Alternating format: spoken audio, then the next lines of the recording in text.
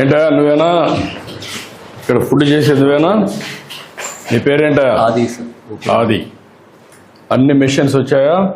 ఇవన్నీ కూడా వెజల్స్ అన్ని కుకింగ్ అంతా ఆటోమేటిక్గా కదా? ఇందులోనే చేస్తావు.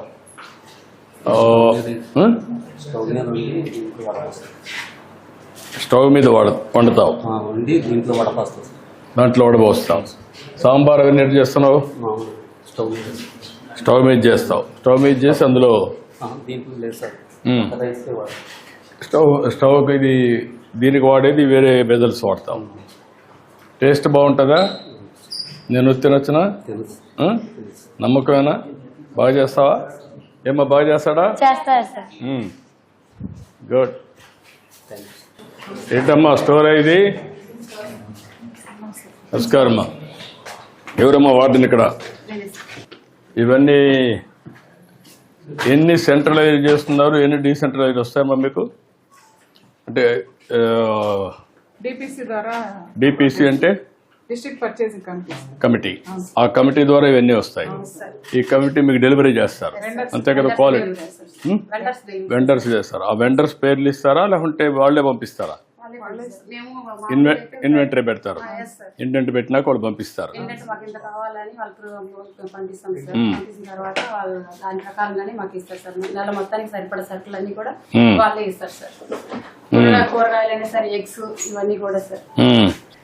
ఇంకా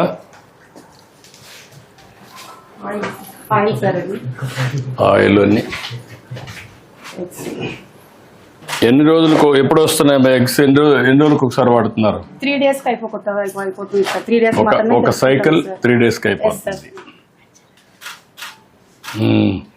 ఇవన్నీ యూనిఫామ్ సైజెస్ అంతా కరెక్ట్ గా వస్తాయా? గ్రేడింగ్ చేసి అంతా స్టాండర్డ్ మెటీరియల్ ఇదంతా. ఇది కూడా తీసేయాలమ్మా, ఉండకూడదు. దానికి వేరే పెట్టేసి ఎక్కడ పెడతావో దాంట్లో పెట్టి కవర్లో పెట్టి వేరే దగ్గర పెట్టాలి. స్టోర్స్ అన్నప్పుడు పర్ఫెక్ట్గా మెయింటైన్ చేయాలి, శుభ్రంగా ఉండాలి.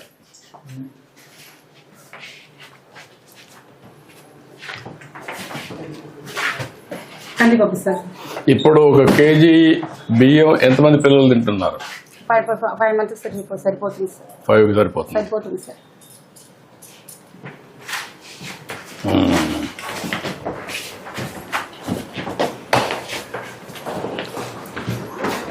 ఇది ఏంటమ్మా రైస్? ఇది rice sir.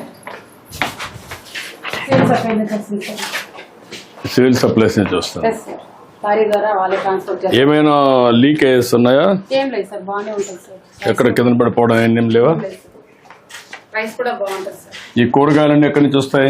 Vendors sir, supply చేస్తారు. అప్రూవ్డ్ వెండర్స్ అంటే లోకల్ వాళ్ళ బయట